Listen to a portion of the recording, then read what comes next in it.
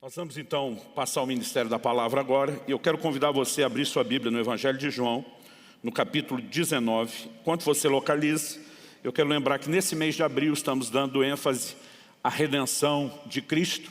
No primeiro domingo preguei sobre o propósito da regeneração.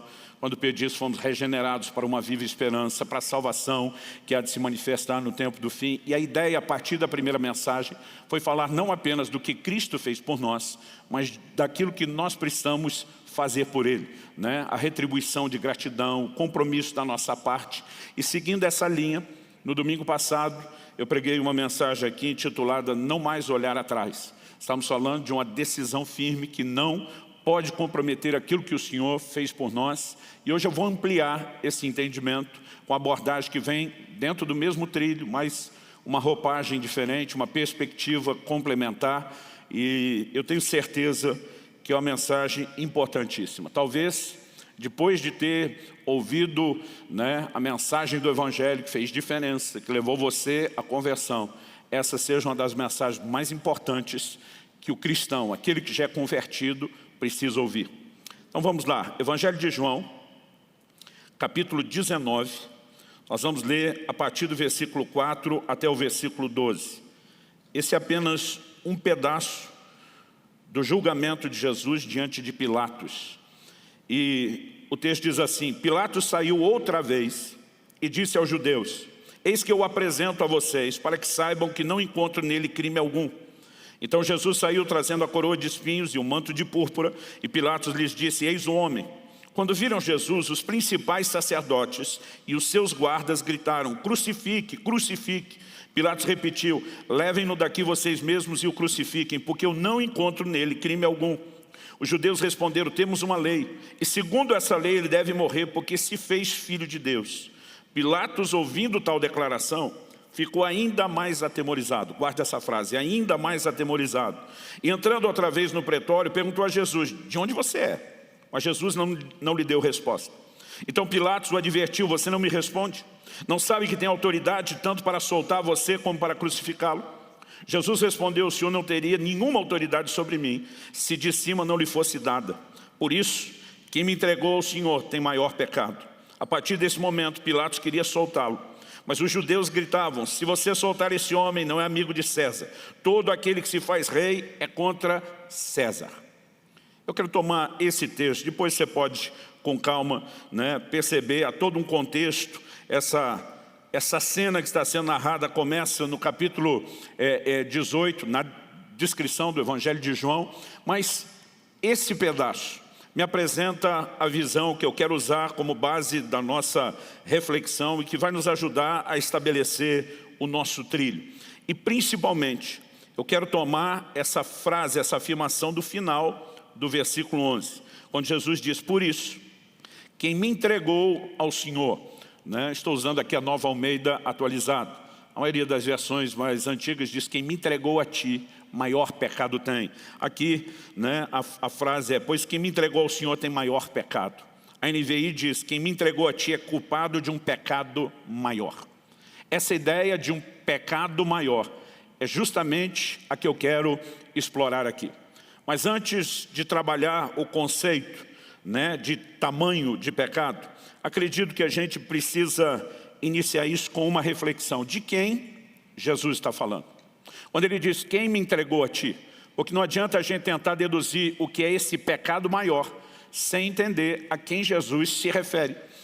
Porque se a gente errar o alvo de a quem ele se referia, então nós podemos fazer uma análise que vai ser comprometida se ela não carregar exatidão. E há um desafio: a maioria dos estudiosos não tem um consenso sobre isso. Porque nós sabemos que o ponto de partida que leva Jesus chegar até Pilatos e ao julgamento, eu vi, quando cursava o ensino médio, um professor de direito dizendo que, na verdade, o julgamento de Jesus diante de Pilatos não foi um julgamento, foi uma farsa. Mas o que quer que seja, tenha se conduzido de forma correta ou não, porque Pilatos está dizendo: eu não acho nele crime, mas ele está debaixo de uma pressão de agradar a César, e ele acaba entregando um inocente à morte, muito mais para manter as aparências, para acalmar um povo que estava assim, era uma panela de pressão, aquela situação que ele tinha que administrar em Jerusalém, na Judéia, como governador romano, mas deixando de lado a questão do julgamento em si. Vamos voltar nesse quem entregou, depois eu volto em Pilatos. Quem é essa pessoa? Nós sabemos que o ponto de partida que deu início a isso tudo foi a traição de Judas. Agora, Jesus sabe disso. Pilatos não sabe disso, né? Como é Jesus falando, pode ser que Jesus esteja se referindo a Judas. Na perspectiva de Pilatos, a gente enxerga uma outra coisa. Em João 18, 35, como eu falei, né, o cenário vem se desenrolando e nós fomos quase que para o final da conversa. Pilatos, em João 18, 35, diz para Jesus, a sua própria gente, em outras palavras, seu povo, e os principais sacerdotes é que o entregaram a mim. Então, não há um consenso entre os estudiosos, né? Fica se perguntando, Jesus está falando de Judas, que foi por causa dele, né? Porque Judas o entregou ao Sinédrio, o Sinédrio o entregou a Pilatos. Agora, como no discurso de Pilatos, Pilatos não sabe de Judas, não mencionou, está falando do povo, está falando dos principais sacerdotes, fica aquela discussão. Quem é essa pessoa que Jesus está falando? E a razão pela qual não há um consenso é porque, de acordo com as informações que nós temos no Evangelho de João, não se dá para ter certeza de quem ele está falando.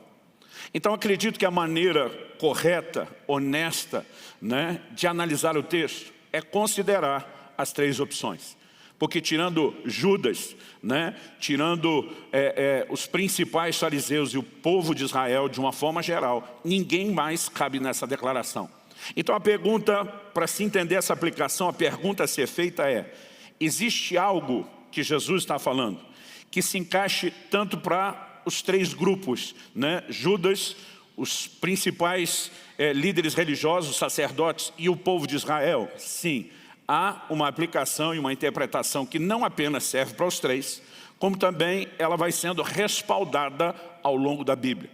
Então, eu quero tomar essa frase de Jesus que destaca, quem me entregou a ti, maior pecado tem, para ressaltar em primeiro lugar, a Bíblia fala de pecados distintos. Eu não sei você, mas quando criança eu aprendi na escola bíblica dominical que não existe pecadinho e pecadão. E eu descobri que existe pecadinho e pecadão. É lógico que quando falamos a respeito de salvação e da necessidade do homem de salvação, isso não faz muita diferença. Quando falamos de pecado, há. E esse vai ser o primeiro ponto que eu vou explorar aqui hoje. A segunda coisa é que nós precisamos entender que a Bíblia nos torna responsáveis pelos nossos atos. Isso também vai ser destacado. E, em terceiro e último lugar, que é a ideia central da mensagem, é entender que é possível recuar em relação à fé e à salvação e aquilo que Deus nos deu. Mas antes de estabelecer esse trilho, nós precisamos olhar para Pilatos. Então vamos voltar novamente a Pilatos. Quando Jesus está dizendo, quem me entregou a ti maior pecado tem, Jesus está dizendo a Pilatos, você está pecando. Mas quem fez com que eu chegasse às suas mãos e ao seu julgamento, tem um pecado maior do que o seu. Depois nós vamos explorar a responsabilidade de Pilatos nisso tudo. Mas agora eu quero pegar a ideia de maior pecado. Agora, se quem entregou a Jesus a Pilatos cooperou, foi de alguma forma cúmplice com a execução de Pilatos, por que é que o pecado de Pilatos é menor do que quem entregou? A palavra de Deus nos dá uma informação a respeito da situação de Pilatos diante do julgamento. Em 1 Coríntios, no capítulo 2, no versículo 8, Paulo, falando da sabedoria divina, diz, nenhum dos poderosos desse mundo conheceu essa sabedoria, porque se a tivessem conhecido, jamais teriam crucificado o Senhor da glória. Pilatos está entre os poderosos, né? Os líderes, o que tinha poder de decisão e optou pela crucificação de Jesus. Mas a Bíblia diz, se tivesse conhecido a sabedoria divina, jamais teriam crucificado o Senhor da glória. Então, uma das coisas ligadas a Pilatos nessa situação é a ignorância. Ele não tem o mesmo nível, a mesma dimensão de conhecimento que quem entregou a Jesus a ele tinha. A nação de Israel tinha promessas muito claras a respeito de um Messias. Haviam muitas profecias, havia uma expectativa muito grande. A Bíblia, fala a respeito de uma mobilização antes dos dias de Jesus, de um tal Teudas, que conseguiu muitos discípulos, seguidores, porque havia uma expectativa da manifestação desse Messias. Jesus aparece num cenário, onde não só a expectativa, o conhecimento das profecias, mas realizando milagres que nunca antes foram vistos. Quando você olha para o Velho Testamento, há muitos milagres, mas milagres de cura, muito poucos. Nós vamos ver, por exemplo, um Eliseu ministrando cura a Naamã, que estava leproso. Você tem mulheres que não podiam ter filhos, que tiveram essa condição revertida, mas muito poucas manifestações. De repente, Jesus vem num ministério, tocando as massas, operando milagres para milhares e milhares de pessoas. O Evangelho de João termina dizendo, se todos os milagres que Jesus operou fossem registrados, ele diz, eu penso que nem no mundo todo caberiam os livros. Há declarações, o próprio João retrata isso de alguém dizer, nunca se ouviu que alguém antes tenha aberto os olhos de um cego. Nós não podemos imaginar a passagem de Jesus, mesmo para um descrente, como algo irrelevante. Ele chacoalhou aquela cidade e as regiões de uma forma como nunca havia acontecido. Os discípulos no caminho de Emaús, quando estão conversando com Jesus, sem saber que é ele, que se faz passar por um estranho, eles olham para ele e perguntam, será que você é o único que não sabe das coisas que aconteceram em Jerusalém nesses dias? Em outras palavras, ele estava dizendo, não se fala de outra coisa. Agora, o que nós precisamos entender é que a palavra de Deus é muito clara em dizer que os principais sacerdotes o entregaram por inveja. Não era mera e simplesmente uma incapacidade de reconhecer quem era. Era uma decisão de, conhecendo as promessas, conhecendo o cenário, vendo em Jesus o cumprimento das promessas, ainda assim, com todo o conhecimento que tinham, o rejeitaram. Isso cabe para a nação de Israel, isso cabe para os principais líderes religiosos, isso cabe para Judas. Que de todos esses, nessa separação que fizemos das três possibilidades, foi quem mais conheceu o Senhor, andou ao seu lado, operou milagres com ele, não apenas o viu operar, foi exposto a um nível de ensino profundo e depois simplesmente o traiu. Portanto, a ideia que eu encontro comum a esses três grupos e alinhada com o restante das Escrituras é que Jesus está classificando como o maior pecado, conhecer a Deus e retroceder. Então eu vou começar construindo essa ideia dos diferentes tipos de pecado. O próprio Jesus fez essa distinção quando fala de um pecado maior. Mas eu gostaria que a gente pudesse olhar para esse assunto em duas óticas distintas. Provavelmente, quando me ensinaram que não há diferença entre tamanho de pecado, pecadinho e pecadão, quando era criança, é para nos fazer entender que Isaías 59 diz que os nossos pecados, nossas iniquidades fazem separação entre nós e o nosso Deus, e não importa o tipo de pecado cometido, eles nos desconectam de Deus. Eu já tive muitas vezes o cenário se repetindo de estar pregando o evangelho a alguém e dizer, olha, você precisa se arrepender, Cristo morreu pelos seus pecados, e a pessoa dizer, eu não roubo, eu não mato, eu não adultero. Quase como assim? As outras coisas são irrelevantes. Mas Tiago, capítulo 2, versículo 10, diz que quem tropeça num ponto da lei, tropeçou em todos. Então quem mente, ainda que não tenha matado ou roubado, ele está tropeçando em todos os pontos. Além de que, o problema do homem, quando a Bíblia diz todos pecaram, estão destituídos da glória de Deus, não diz respeito apenas a ações, mas uma questão de natureza. O homem nasce pecador. Agora, quando se fala da necessidade de salvação, é lógico que não há distinção do tamanho do pecado. Todos precisam do perdão, da redenção e da obra de Cristo. Agora, isso não significa que quando falamos do relacionamento com Deus e com as pessoas, que os pecados são todos iguais. Só falando no nível horizontal. Se eu mentir para alguém, eu posso no dia seguinte me arrepender e contar a verdade. Não só admitir que eu menti, mas ainda contar qual era a verdade. E eu consigo me retratar. Mas se eu matar alguém, eu não tenho como consertar essa situação no dia seguinte nem depois. Agora, essas consequências não são diferentes apenas no nível horizontal. Elas também impactam o nosso relacionamento com Deus de uma forma diferenciada. Essa ideia de um pecado maior, ela já vem sendo construída desde o Velho Testamento. Eu quero tomar 3 textos do Antigo Testamento para te apresentar isso, falando da questão de consequências do pecado. O primeiro deles está em Êxodo 32, versos 30 e 31, que diz, no dia seguinte, Moisés disse ao povo, vocês cometeram um grande pecado. Qual é o contexto onde ele vai falar isso? No tempo em que ele está os 40 dias e 40 noites no Monte Sinai, recebendo de Deus as revelações, a lei que seria apresentada ao povo. Eles viraram as costas para Deus, fizeram para si um bezerro de ouro e imediatamente trocaram de Deus. Moisés diz, vocês cometeram um grande pecado, agora porém subirei ao Senhor. Talvez eu possa fazer propiciação pelo pecado de vocês. Moisés voltou ao Senhor e disse, o povo cometeu grande pecado, fazendo para si deuses de ouro. Um segundo texto, 1 Samuel, capítulo 2, versículo 17, diz, era, pois, muito grave o pecado desses moços diante do Senhor, porque eles desprezavam a oferta do Senhor. Aqui a Bíblia está falando dos filhos de Eli, que também eram sacerdotes. E a expressão traduzida na Nova Almeida atualizada como muito grave vem em outras expressões, em outras traduções, era muito grande o pecado desses moços. Segundo Reis, capítulo 17, versículo 21 diz, pois quando ele separou Israel da casa de Davi, e eles fizeram de Jeroboão, filho de Nebate, o seu rei, Jeroboão levou Israel a abandonar o Senhor e o levou a cometer grande pecado.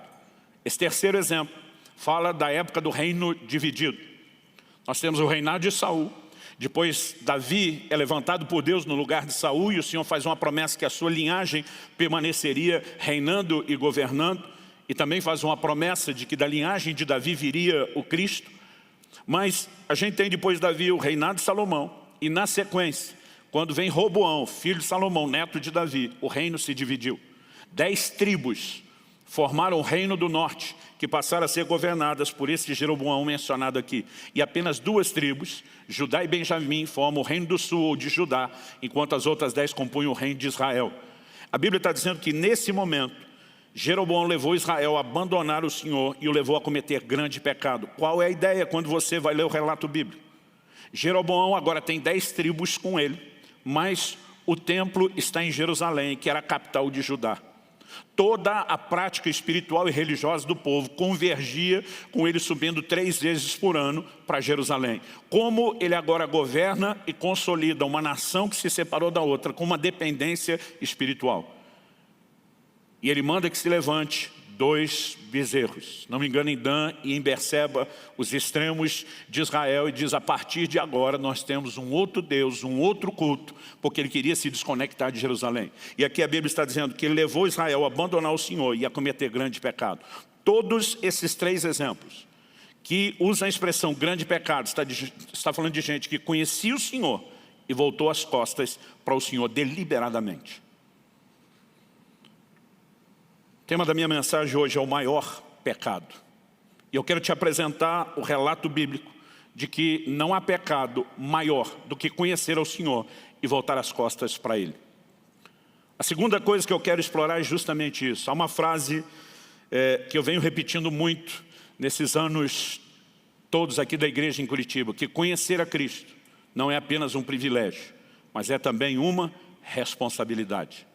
Você pode repetir isso comigo? Diga, conhecer a Cristo não é apenas um privilégio, também é uma responsabilidade. Bom, vamos construir essa ideia aos poucos. Algumas pessoas pregam o evangelho só de privilégio, não têm responsabilidades. Outros pregam só a responsabilidade e parece que não existe nenhum privilégio. A Bíblia apresenta as 2 faces, os 2 aspectos, os 2 lados da moeda. Falar só do privilégio do conhecimento de Cristo sem a responsabilidade é uma mensagem incompleta. Falar só de responsabilidade sem privilégio é igualmente incompleta. Agora, há momentos, obviamente, onde em algumas mensagens nós vamos enfatizar mais um do que outro. Mas a soma do conteúdo do ensino bíblico precisa cobrir as 2 perspectivas. Quando nós falamos a respeito de Pilatos, nós percebemos que Jesus está responsabilizando Pilatos. Ainda que ele diga, tem gente que tem um pecado maior do que o seu, porque tem o conhecimento que você não tem, Jesus não está dizendo que Pilatos não pecou.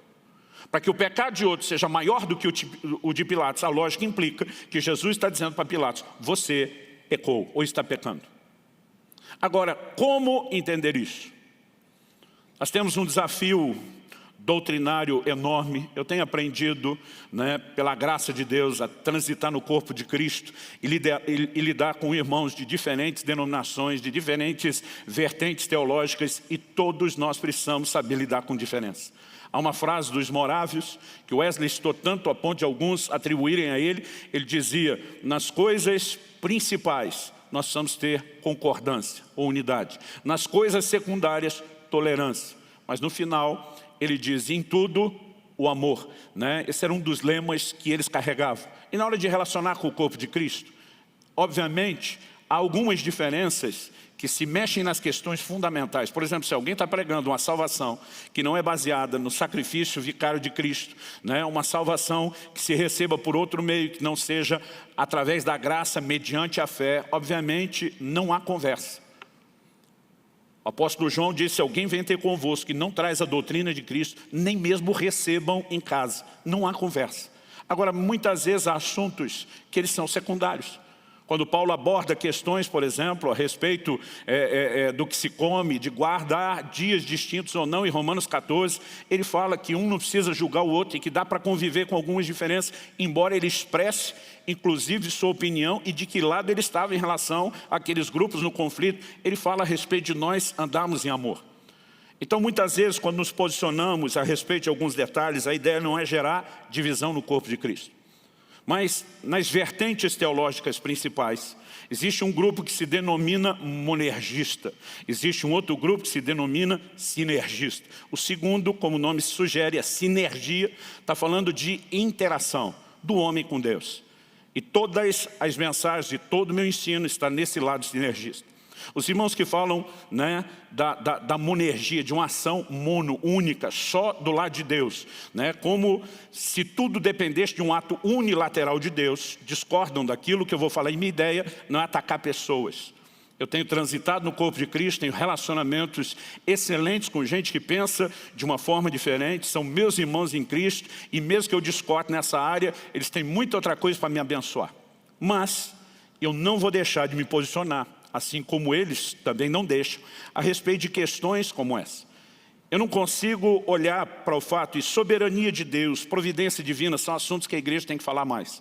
Mas o conceito dos monergistas, daqueles que apresentam tudo como só Deus agindo, é mais ou menos o seguinte: Deus já decretou, determinou todas as coisas e os homens estão apenas executando a sua vontade, conhecendo ou não. Eles acreditam que Deus predestinou alguns para a salvação e outros para a perdição. E eu não posso concordar em absoluto com isso. Até porque a Bíblia diz que Deus deseja que todos se salvem. Se uma hora Ele quer que só alguns se salvem, outra hora Ele quer que todo mundo, já tem bipolaridade. Isso não cabe em Deus.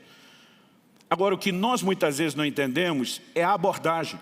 Porque quando a Bíblia fala de Pilatos, por exemplo, tem textos que podem sugerir sozinhos, e é por isso que nós sempre temos que analisar o todo, que Deus predeterminou Pilatos para fazer aquilo que ele não tinha a menor chance. Por exemplo, em Atos 4, 28 e 29, os apóstolos que tinham sido presos por pregar o Evangelho, depois foram soltos com a proibição de pregar o nome de Jesus, eles se reúnem para orar. E nessa oração eles estão dizendo a Deus o seguinte, Atos 4, 28 e 29. Porque de fato nessa cidade, uma menção a Jerusalém, Herodes e Pôncio Pilatos, com gentios e gente de Israel, se juntaram contra o teu santo servo Jesus, a quem ungiste, para fazerem tudo o que a tua mão e o teu propósito predeterminaram. Então, esse texto está aqui, está na Bíblia, para fazer o que o teu propósito predeterminou.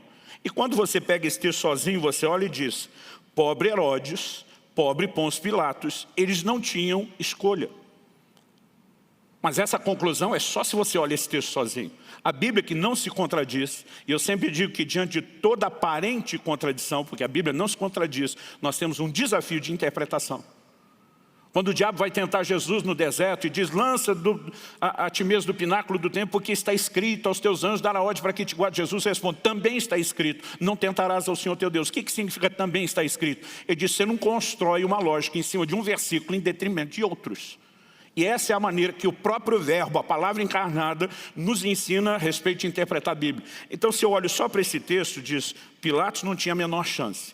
Ele tinha que executar um decreto divino eterno que ele desconhecia. Se isso é verdade, por que Jesus está dizendo que ele está pecando? Se ele está cumprindo o mandamento, o decreto eterno de Deus, que vai permitir a salvação de todos, por que tem que ser adjetivado por Jesus como alguém que está pecando? Não só isso. Mateus nos dá um detalhe que os outros evangelhos não dão dentro do contexto do julgamento. Em Mateus 27, 19, a gente lê o seguinte: estando Pilatos sentado no tribunal, a mulher dele mandou dizer-lhe: não se envolva com esse justo, porque hoje em sonho sofri muito por causa dele. Essa mulher tem um sonho. Ela entende que aquilo é relevante. Ela entende, já declara: ele é um homem justo, eu sofri a noite toda. Não se meta, não se envolva nessa questão. Por que a necessidade de uma advertência divina? Não entre nisso, ele está predeterminado a fazer isso. O que nós precisamos entender é a relação de causa e efeito. Muitas vezes, para os monergistas, os predeterministas, Pilatos tinha que fazer aquilo porque Deus predeterminou. Eles também deduzem, quando a Bíblia menciona o que Judas fez, dizendo para que se cumprisse a Escritura, porque havia predição, muito tempo antes da existência de Judas, de como ele trairia o Senhor. Alguns acreditam que então, porque a profecia foi dada, agora as circunstâncias se alinham ao que foi falado, para que então se cumpram. Mas o ponto de partida do raciocínio é equivocado. Eles pensam: Deus falou, agora as coisas têm que acontecer porque Ele falou. Mas quase sempre que a Bíblia fala de um Deus que fala antecipadamente, ela destaca a sua presciência, a sua capacidade de conhecer antecipadamente todas as coisas. Então, quando se fala de eleição, que é outro assunto de discussão entre monergistas e sinergistas, nós precisamos entender a mesma coisa. 1 de Pedro 1 diz que nós fomos eleitos segundo a presciência de Deus. Então, eleição da parte de Deus não significa que não haja livre-arbítrio. Significa que Deus conhece nossas escolhas antes mesmo de fazermos, antes mesmo de existirmos. E baseado na sua presciência, Ele pode avançar e se mover antecipadamente por escolhas que não foram feitas. Romanos 8, 29 diz a mesma coisa. Aos que dantes conheceu presciência, também os predestinou. A predestinação não é um predeterminismo de Deus sem a participação do homem. Ela é baseada no conhecimento de Deus. Então Deus está olhando para Pilatos e está dizendo: eu vou te dar chance para não fazer a bobagem. Eu vou trazer advertência. Eu vou te dar condições de ter discernimento, que você está pecando no julgamento e você sabe disso. Mas o Deus que é capaz de gerenciar todos os atos, mesmo contra eles, antecipadamente diz: já que vão tratar meu filho assim, eu vou me utilizar disso para que ele morra em favor de todos os homens. Dá para entender a diferença? Então, nós precisamos olhar mesmo para Pilatos e entender que a Bíblia o responsabiliza. Ainda que trate do pecado dele como menor do que os outros por falta de conhecimento. E alguns meses atrás aqui eu preguei uma mensagem intitulada Pesados na Balança. E nós mostramos que uma dos aferidores de Deus na hora de nos pesar na balança é o nível de conhecimento. E um texto que citei aqui na ocasião foi Lucas 12, 47 e 48, que diz o seguinte: aquele servo que conheceu a vontade de seu senhor e não se aprontou, nem fez segundo a sua vontade, será punido com muitos açoites. Aquele, porém, que não soube a vontade do seu senhor e fez coisas dignas de reprovação, levará poucos açoites. A gente pega o exemplo que Jesus está dando desses dois servos aqui, é o próprio Jesus falando. E nós temos similaridades e distinções. Similaridades: nenhum deles fez a vontade de Deus e ambos foram açoitados. Distinções: um recebeu mais açoites do que o outro. Por quê? Porque um se rebelou tendo conhecimento e o outro agiu de forma errada por não ter conhecimento. Ainda será açoitado por não ter buscado conhecimento. Mas aqui nós não temos uma deliberada atitude de rebelião. Então um será punido porque não buscou o conhecimento disponível. O outro será punido mais porque deliberadamente afrontou aquilo que já conhecia. E aí Jesus conclui a lógica dizendo: aquele a quem muito foi dado, o que envolve conhecimento, muito lhe será exigido. E aquele a quem muito se confia, muito mais lhe pedirão. Isso significa que culto após culto, reunião após reunião, onde estamos ministrando a palavra, nós estamos aumentando o peso de responsabilidade sobre a sua vida. Outro dia um irmão falou: não venho mais.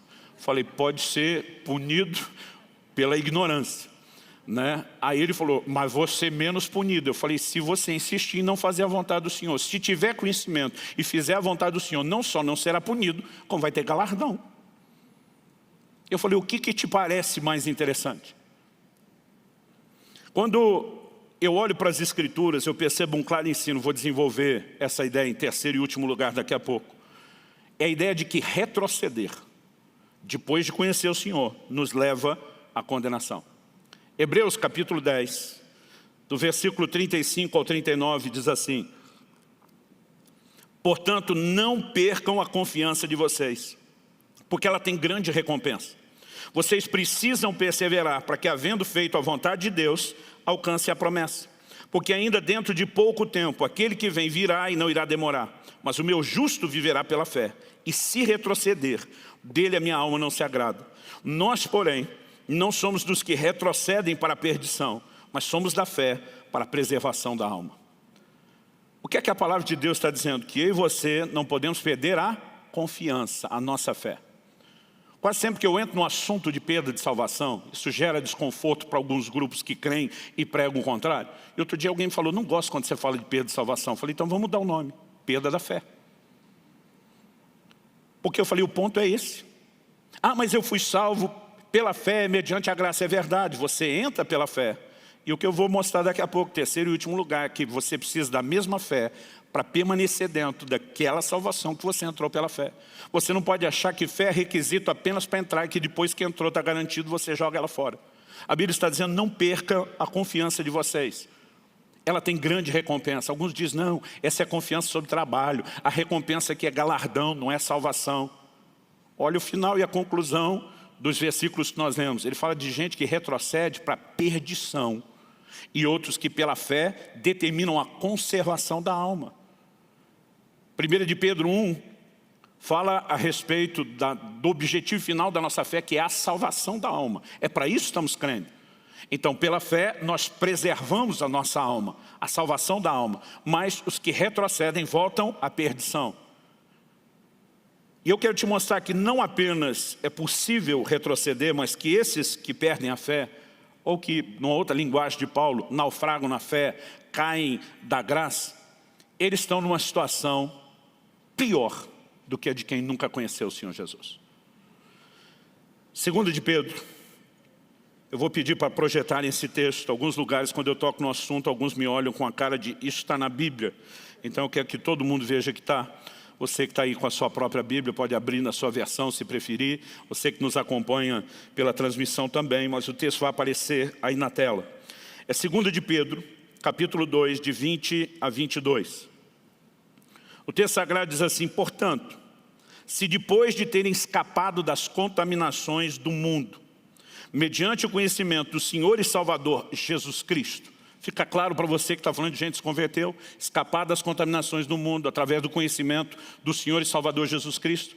Para mim está muito claro. Ele diz, se deixem enredar de novo, ser presos pelo pecado como anteriormente eram, e são vencidos, o seu último estado se tornou pior do que o primeiro.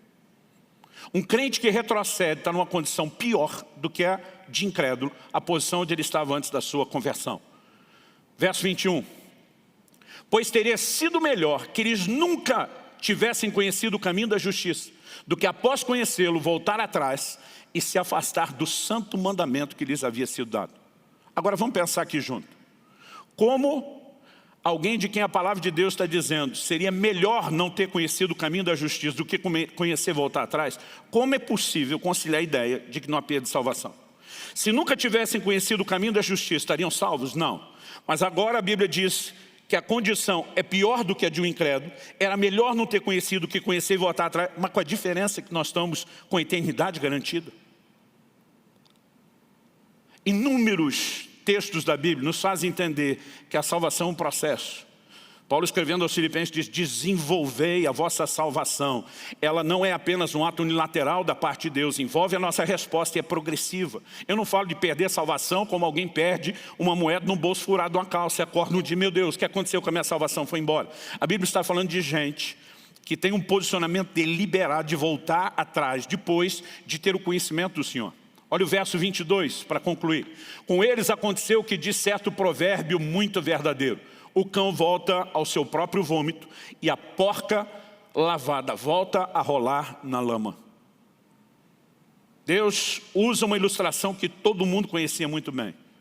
de 2 animais voltando a sujeira de onde foram tirados. Esse é o retrato de alguém que se converteu e que se desvia. Agora, o que nós precisamos entender é que o que Jesus está declarando sobre um pecado maior está alinhado com todas as declarações do Antigo Testamento, de que voltar as costas para Deus é sempre chamado de um grande pecado. Está alinhado com o que o Novo Testamento ensina, de que depois de conhecê-lo, voltar atrás é um pecado pior do que o de não conhecê-lo. Isso precisa trazer ao meu e ao seu coração temor, no sentido de que a gente não banalize o compromisso. Bom, já que entramos no assunto, vamos concluir em terceiro e último lugar o que a Bíblia ensina sobre não comprometer o que nós recebemos de Deus, a salvação. Nós falamos antes do texto de Hebreus 10 sobre não perder a confiança.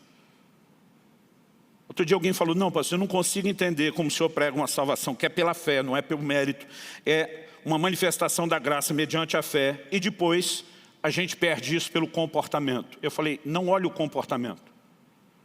Olhe o comportamento como uma extensão da sua fé ou da sua falta de fé. Eu falei, deixa eu te dar um exemplo.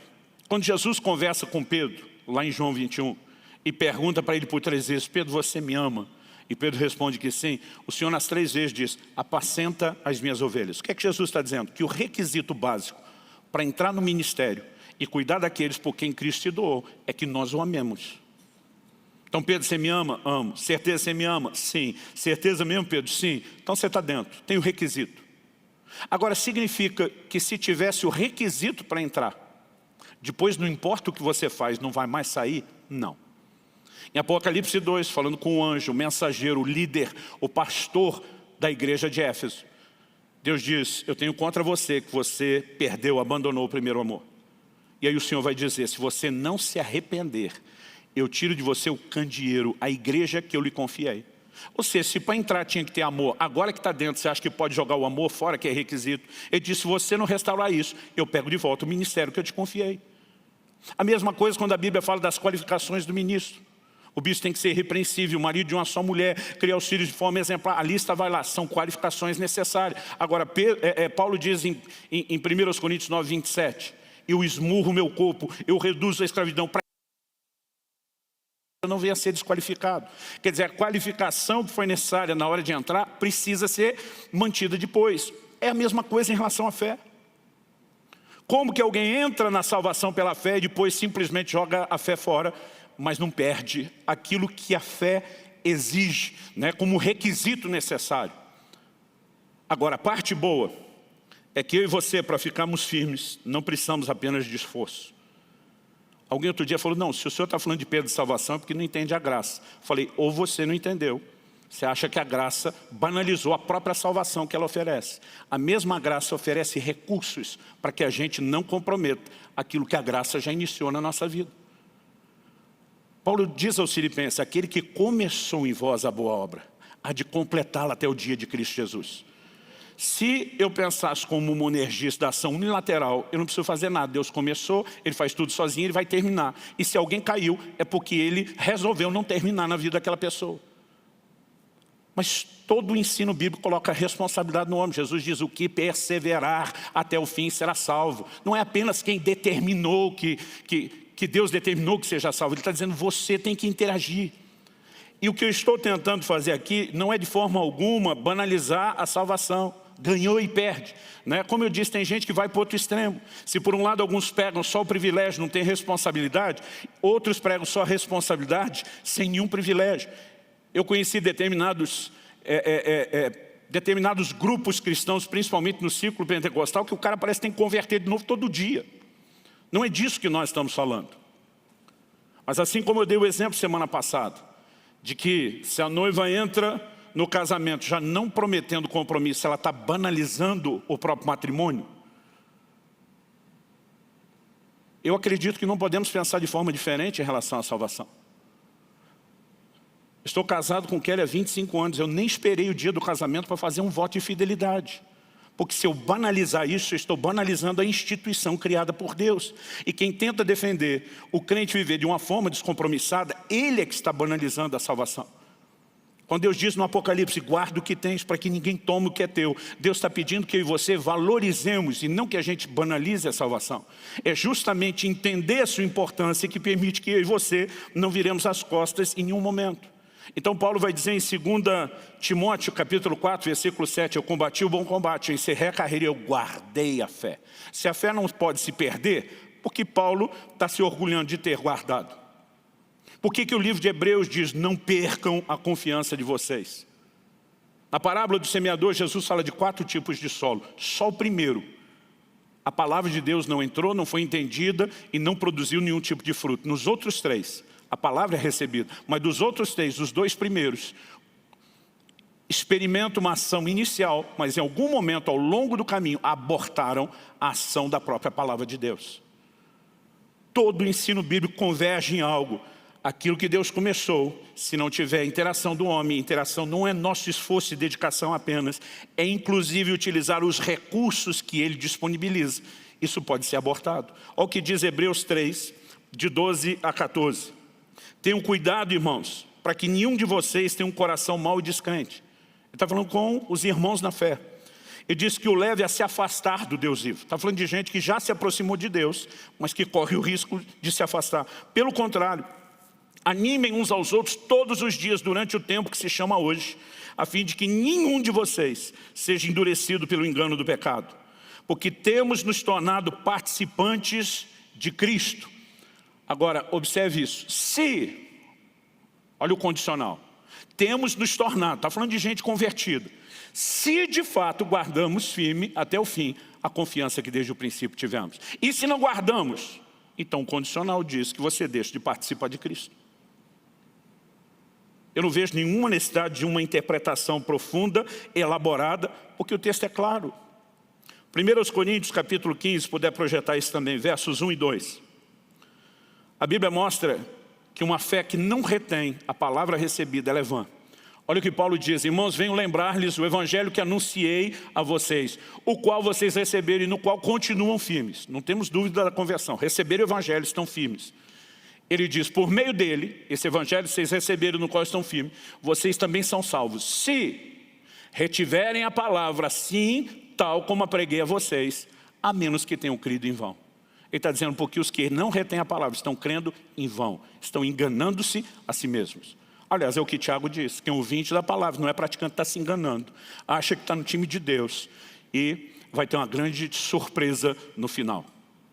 Quando eu olho para as Escrituras, eu percebo que nós temos uma responsabilidade e que a Bíblia mostra as consequências se nós nos eximirmos dessa responsabilidade. Hebreus 12, 16 e 17, toma Esaú como exemplo e diz, e cuidem, para que não haja nenhum impuro ou profano como foi Esaú, o qual por um prato de comida vendeu o seu direito de primogenitura. Vocês sabem que posteriormente, querendo herdar a bênção, foi rejeitado, pois não achou lugar de arrependimento, embora com lágrimas o tivesse buscado. Qual o exemplo que o Novo Testamento está trazendo aqui? Que nenhum de vocês seja como Esaú, que vendeu o direito de primogenitura. Hoje em dia, nós não temos direito de primogenitura literal para se preocupar. Agora, o que é que Esaú rejeitou? O propósito de Deus. Quando Deus faz uma aliança com Abraão e diz, em ti serão benditas todas as famílias da terra, Paulo classifica isso falando aos Gálatas que Deus pré-anunciou o evangelho a Abraão, já estava falando da inclusão dos gentios, antes mesmo deles entenderem a aliança que Deus firmaria com o seu povo e a sua geração. Quando essa aliança é renovada, transmitida a Isaac, o que Deus está comunicando não é uma bênção qualquer, é o propósito que ele tem para realizar na terra. Quando chegaria o momento de Isaac comunicar isso, Esaú, apesar de serem gêmeos, havia nascido primeiro, tinha o direito daquilo. Mas por um prato de comida, por um prazer temporário, momentâneo, ele joga fora todo o propósito de Deus. Quando Deus usa isso como exemplo, está dizendo que eu e você não podemos, diante de prazeres momentâneos, ilusórios do pecado, jogar fora a nossa herança. Qual é a nossa herança? Ele está falando que alguém pode vender a sua herança em Deus.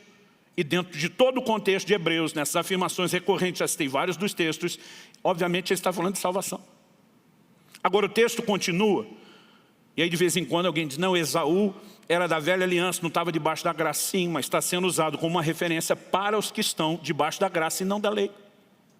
O versículo seguinte, eu vou ler agora do 18 ao 29, Diz o seguinte: ora, vocês não chegaram ao fogo palpável a ser todo o cenário que eu vou descrever nos próximos 3 versículos. É o momento que Moisés está no Monte Sinai, narrado em Êxodo 20, Deus falando com ele, o povo atemorizado. Ele diz assim: porque vocês não chegaram ao fogo palpável e aceso, à escuridão e às trevas, à tempestade, ao toque da trombeta, ao som de palavras tais, que aqueles que ouviram isso pediam que não lhes fosse dito mais nada, pois já não suportavam o que lhes era ordenado. Até um animal se tocar o monte será apedrejado. Na verdade, o espetáculo era tão horrível que Moisés disse: eu estou apavorado e tremo. Ele pega esse cenário e diz: vocês, crentes da nova aliança, não chegaram naquele cenário da lei. Ele diz: pelo contrário, vocês chegaram ao Monte Sião, a cidade do Deus vivo, a Jerusalém celestial, a milhares de anjos. Vocês chegaram à Assembleia Festiva, a igreja dos primogênitos arrolados nos céus. Vocês chegaram a Deus, o juiz de todos, e aos espíritos dos justos aperfeiçoados, e a Jesus, o mediador da nova aliança, e ao sangue da aspersão, que fala melhor do que o sangue de Abel. Alguém tem dúvida de que ele está falando aos convertidos em Cristo? E gente da nova aliança, não. Mas ele diz assim: tenham cuidado e não se recusem a ouvir aquele que fala. Pois se os que recusaram ouvir quem divinamente os advertia da terra, velha aliança, lei, não escaparam, muito menos escaparemos nós se nos desviarmos daquele que dos céus nos adverte. Naquele tempo, a lei, a voz dele abalou a terra, mas agora, a nova aliança, ele promete dizendo: mais uma vez eu farei tremer não só a terra, mas também o céu. Ora, as palavras mais uma vez significam a remoção dessas coisas abaladas, ou seja, das coisas criadas, para que permaneçam as coisas que não podem ser abaladas. Por isso, recebendo nós um reino inabalável, retenhamos a graça. Porque a graça tem que ser retida, porque ela pode ser comprometida. Retenhamos a graça pela qual sirvamos a Deus de modo agradável, com reverência e temor. Porque o nosso Deus é fogo consumidor. Ele não era no Velho Testamento, ele é. Toda a ideia bíblica é apresentada não só de forma que alguém pode comprometer sua salvação até o ponto de não ter retorno. Isso é exceção, não é o caso de todo desviado. Hebreus 6 fala de pessoas que chegaram a um ponto onde é impossível renová-los para arrependimento. Isso significa que já tinham se arrependido. O texto ainda vai dizer que eles foram iluminados, receberam o dom celestial, se tornaram participantes do Espírito Santo, que ninguém pode ser sem novo nascimento, provaram a boa palavra de Deus, os poderes do mundo vindouro, e não apenas caíram, mas caíram a ponto de não poder ser restaurados. Olha o que Hebreus 10 nos diz, versículos 26 a 31. Porque se continuarmos a pecar de propósito, outras versões diz deliberadamente, depois de termos recebido o conhecimento da verdade, outras diz o pleno conhecimento da verdade, já não resta sacrifício pelos pecados. Pelo contrário, que é o contrário do sacrifício ou do perdão. Ele diz: resta apenas uma terrível expectativa de juízo e fogo vingador, prestes a consumir os adversários. Agora, de novo, ele vai fazer o paralelo, porque está escrevendo aos hebreus que conheciam a lei. Quem tiver rejeitado a lei de Moisés, morre sem misericórdia, pelo depoimento de 2 ou 3 testemunhos. Quer morrer sem misericórdia. Muitos pecados eram punidos com apedrejamento. Ele diz: porque rejeitou a lei. Agora é o que ele diz: imaginem quanto mais severo deve ser o castigo daquele que pisou o Filho de Deus, profanou o sangue da aliança com o qual foi santificado e insultou o Espírito da graça. Ele diz: se lá já morria sem misericórdia, numa aliança inferior, imagina aquele que calcou os pés, pisou o Filho de Deus, profanou o sangue da aliança com o qual foi santificado. Aí eu vejo alguns dizendo: não está falando de crente. Como é que foi santificado com sangue se não era crente? E no fim termina dizendo: ultrajou o Espírito da graça, pois conhecemos aquele que diz: a mim pertence a vingança e eu retribuirei. E outra vez, o Senhor julgará o seu povo. Não é só quem não é povo dele. E horrível coisa é cair nas mãos do Deus vivo. Pastor, o senhor está tentando tocar o terror na gente? Finalmente você percebeu? A Bíblia fala a respeito de temor. Qual a necessidade de reter a graça e servir a Deus com temor? Se depois da graça eu faço o que eu quero, como alguns sugerem, e não existe nenhuma consequência. Se Jesus classificou o virar as costas para Deus como o maior pecado, como eu posso conceber a ideia de que, estando numa situação pior do que quando eu era incrédulo, eu continuo garantido? Obviamente, não quero que você saia daqui duvidando da sua salvação. Eu quero que você saia daqui disposto a interagir ainda mais com Deus e garantir essa boa obra que Deus começou, sendo aperfeiçoado. Se por um lado a Bíblia diz que Deus vai concluir, por outro ela diz que você tem que desenvolver interação, sinergia. E quando nós olhamos para essas advertências, eu acredito que isso traz um peso ao nosso coração. Eu quero encerrar lendo um trechinho de um texto do pastor Carlos Alberto Bezerra, publicado, um livro dele publicado pela editora Vida, intitulado O Projeto Eterno de Deus. Eu vou dar só as referências, não dá tempo de parar e explicar. Quem conhece melhor o texto vai, o texto bíblico como um todo, talvez vai pegar isso de cara. Quem não pode depois voltar a ouvir essa mensagem gravada com calma e analisar. Mas ele diz assim: não nos enganemos a nós mesmos, pois é possível, dar como Ananias, Atos 5:2. Desejar morrer como Balaão, Números 23:10. Sacrificar como Caim, Gênesis 4:3. Testemunhar como Demas, um dos cooperadores de Paulo, que segundo Timóteo 4:10 diz que amou o presente século e voltou atrás. Chorar como Esaú, Gênesis 27:38, ou que citamos, Hebreus 12:17. Tremer como Félix, governador romano, que ouvindo Paulo pregar o evangelho, a Bíblia diz que ele tremia, Atos 24:25. Servir como Geazi, servo de Eliseu, que se desviou, segundo Reis 5:20. Ter zelo por Deus como Israel, Romanos 10:2. Ser um discípulo como Judas, Atos 1:25. Participar do culto como Coré, Números 16. Abandonar Sodoma como a mulher de Ló, Gênesis 19:26. Fazer longas orações como os fariseus, Mateus 23:14. Profetizar como Saul, 1 Samuel 10:10.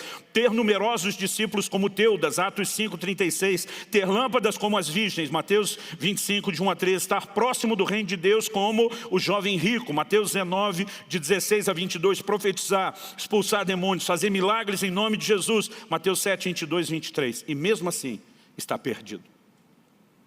Quero que você se coloque em pé. Não estou dizendo em absoluto que uma pessoa que se desviou fechou a porta para si. A Bíblia fala de alguns que desviaram de tal forma a ponto de não ter retorno. Isso não significa que o desviado não tenha possibilidade de restauração. Tiago 5:19-20 diz: meus irmãos, se alguém de entre vocês, da família da fé, se desviar da verdade, é daqui que sai o termo e o adjetivo desviado, se desviar da verdade, e alguém o converter, porque o desviado precisa de conversão tanto quanto o ímpio está afastado de Deus. Saibam que aquele que converte o pecador do seu caminho errado salvará da morte a alma dele e cobrirá uma multidão de pecados. O propósito da minha mensagem hoje, se por um lado é fortalecer os crentes para não comprometerem a salvação, tem também um outro propósito. É chamar os desviados ao entendimento do quão grande pecado é voltar as costas para Deus depois de conhecê-lo, mas saber que há lugar de arrependimento e de restauração. Pastor, eu voltei atrás, o que eu faço? Volte atrás de novo. Porque voltar atrás, depois de ter voltado atrás, é ir para frente como você estava indo. C.S. Lewis diz: se você está no caminho errado, voltar atrás significa progresso. E a gente pode aplicar isso ao desviado. Pastor, eu voltei atrás, e aí, por causa disso, você vai se distanciar cada vez mais. Você pode voltar atrás de novo, que é pegar o caminho do qual nunca deveria ter se apartado. Alguns, às vezes, caem no engano de Satanás: não, eu já cometi o pecado imperdoável. Eu falei sim, com pecado imperdoável, tendo Deus como inimigo, você estaria aqui buscando restauração? É lógico que não. Embora a Bíblia diverte que é possível passar um ponto sem volta, nós não podemos cair no outro engano e no extremo de achar que qualquer um desviou, passou esse limite. Ninguém pode dizer em nome de outro com exatidão se o limite foi ou não atravessado. No entanto, nós podemos perceber o quanto Deus se afasta de alguém. Quando a Bíblia diz que Deus se afastou de Saul, Deus se recusava a falar com ele de toda e qualquer forma. E eu não entendo um crente que Deus está falando ao coração dele, ele sempre está sendo chamado de volta, mas ele deve ser só saudade. Deus não me quer de volta. E eu pergunto para alguns, depois de ter o coração endurecido pelo pecado, como é que você conseguiu sentir saudade?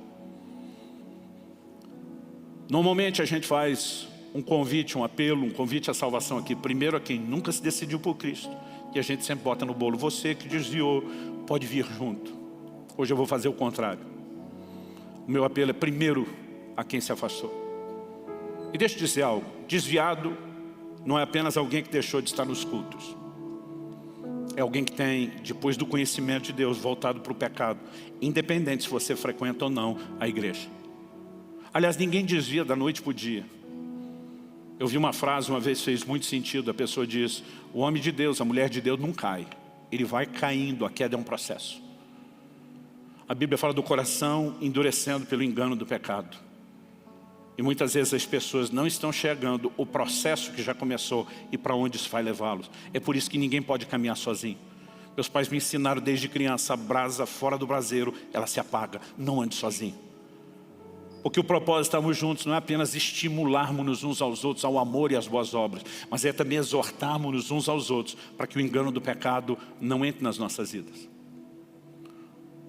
Talvez você não saiu da igreja, mas o Espírito Santo está abrindo seus olhos e você percebe que já iniciou um processo de se enredar de novo com aquelas coisas. E nós não estamos aqui para te julgar, nós estamos aqui para te apresentar uma mensagem de esperança e de restauração.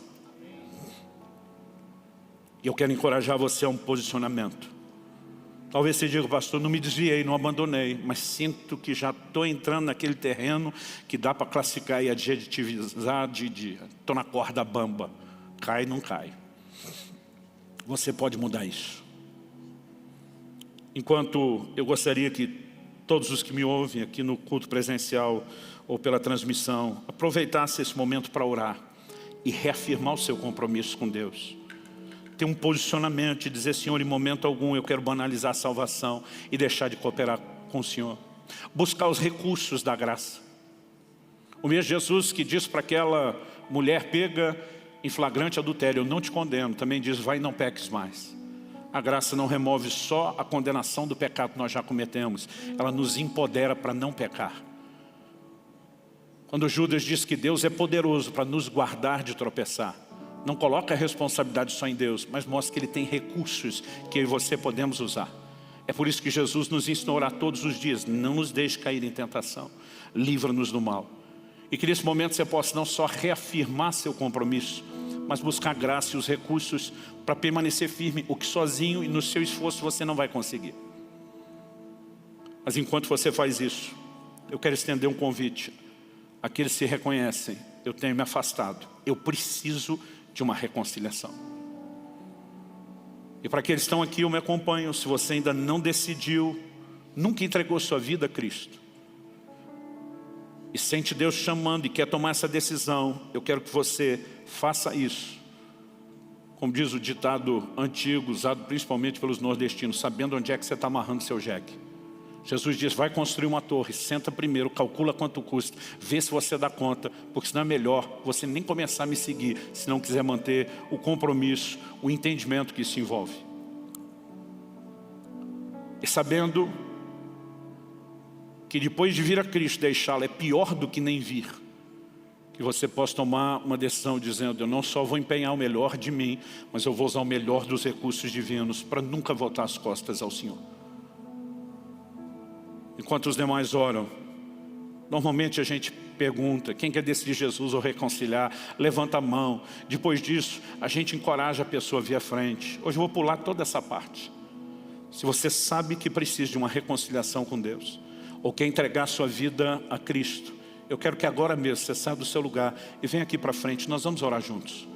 Pastor, vai fazer isso em público? Sim, mas é importante que você saiba que essa audiência não está julgando você, eles estão torcendo por você, eles estão orando em seu favor. É algo que nós esperamos um momento de celebrar. A nossa salvação, a eternidade da nossa alma é algo muito sério para que a gente brinque com isso. E se você entende que o amor de Deus está sendo derramado no seu coração, Ele está te oferecendo uma nova chance e quer recomeço, vem para cá, agora mesmo. Não precisa esperar mais nada, sai do seu lugar e vem para cá. Vou pedir que vocês vão chegando bem à frente, mas mantendo o distanciamento. Chegue. O livro de Hebreus diz, se ouvides a sua voz, falando da voz de Deus, não endureça o coração. Isso nos mostra duas coisas. Primeiro, Deus fala no coração. Deus falar com você não quer dizer que você necessariamente vai ouvir uma voz, mas você está sendo puxado, você sente atraído por Deus. Talvez a sua cabeça esteja aí argumentando, a coisa não está tão ruim, mas seu coração está te apertando, vai lá, você precisa disso. Esquece o que sua cabeça está argumentando e atenda o seu coração. Segunda coisa, é que nós podemos resistir. Estevão, na sua pregação em Atos 7, fala à nação de Israel, vocês sempre resistem o Espírito Santo. Deus não vai atropelar a sua vontade, mas Ele vai insistir no chamado. Às vezes a gente está aqui preocupado com o tempo, querendo terminar o culto, e eu sinto o Espírito Santo dizendo, insista. Tem mais gente precisando, insista. E eu quero estender a oportunidade. Eu posso fazer isso amanhã, é verdade, mas talvez você não possa. Você nem sabe quanto tempo tem de vida. Eu já vi muita gente protelar o seu concerto, a sua entrega de vida, e infelizmente não ter tempo para nenhum concerto depois. A Bíblia diz, hoje é o dia aceitável, hoje é o tempo da salvação. Salvação e reconciliação nunca é para amanhã, é para hoje, é aqui agora. Se houver mais alguém, eu quero que você saia do seu lugar e venha aqui. Para aqueles que nos acompanham pela transmissão, nós vamos pedir que você faça essa oração junto com essas pessoas que vieram aqui à frente. Se você quiser entrar em contato conosco, vai aparecer um link aí na tela, né? Um QR Code se você não estiver assistindo pelo celular. Se tiver, dá um print de tela. Entre no link depois para não distrair agora. Mas eu quero que aonde estiver, a sua transmissão já foi, estou assistindo a gravação. Ore nesse momento em que você está assistindo. Para vocês que vieram à frente, para você que vai orar à distância, eu quero lembrar que a Bíblia diz que nós temos que crer no coração e confessar com a boca. A fé tem que ser verbalizada. E é por isso que eu vou pedir a vocês que vieram à frente fazer uma oração em voz alta. Pastor, eu já sei como funciona. Eu já fiz isso antes, eu posso fazer eu mesmo. Você fica à vontade, se preferir, fazer do seu jeito. Mas em se tratando principalmente dos novos, a maioria diz, eu não sei como fazer isso, me ajude. Então o que eu vou pedir é que você repita a oração, frase após frase, depois de mim. Se depois de me ouvir, você entender que de forma sincera, com fé, honesta, você pode declarar isso como fosse de si mesmo e não só uma repetição. Então diga comigo, vocês que vieram à frente, Senhor Jesus, eu reconheço minha condição de pecador e que eu preciso do Senhor, o Salvador. Pela fé, eu me aproprio da Tua salvação. Eu me arrependo dos meus pecados, de tudo aquilo que me afastou do Senhor. E eu invoco o Teu nome, Jesus, a salvação que há no Teu nome. Eu clamo não apenas o perdão, mas eu clamo por uma vida de sujeição ao Senhor. Eu entrego nas Tuas mãos o controle da minha vida. E a partir de hoje, eu declaro que há um recomeço. Eu me aproprio da graça de Deus e da salvação plena que é em Cristo Jesus. Em nome de Jesus. Em nome de Jesus. Aleluia. Estenda as mãos na direção deles. Vamos nós abençoá-los. Espírito Santo, nós clamamos por proteção, por orientação, pela manifestação do Teu poder regenerador. Nós falamos a manifestação do sangue de Jesus e a purificação dos pecados, orando que se cumpram na vida de cada um deles hoje as Tuas palavras, perdoados são os teus pecados. Nós oramos por recomeço debaixo da graça de Deus, da sabedoria do alto, da direção do Senhor. Nós oramos que eles sejam fortalecidos para essa caminhada e para esse novo tempo, e os entregamos aos Teus cuidados, ao Teu favor e à Tua graça, em nome de Jesus. Amém, amém, aleluia.